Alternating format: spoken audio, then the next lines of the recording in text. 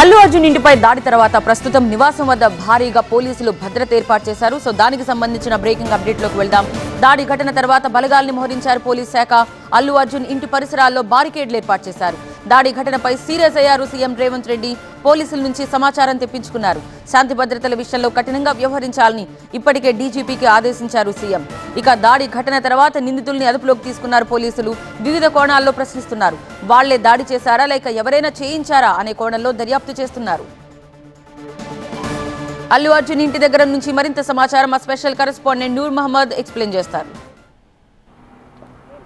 అల్లు అర్జున్ ఇంటిపైన జరిగిన దాడిని రాష్ట్ర ముఖ్యమంత్రి రేవంత్ రెడ్డి చాలా సీరియస్గా తీసుకున్నారు. రాత్రి ఉన్నత స్థాయి అధికారులతో మాట్లాడి వివరాలు కూడా తెలుసుకున్న పరిస్థితి. మరోవైపు అల్లు అర్జున్ ఇంటి పరిసర ప్రాంతాల్లో భారీ భద్రత ఏర్పాటు చేశారు.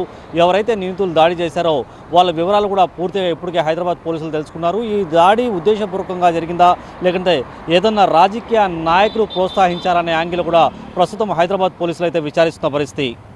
కెమెరామెన్ వెంకటస్వామితో నూర్ మొహమ్మద్, టీవీ 9 హైదరాబాద్.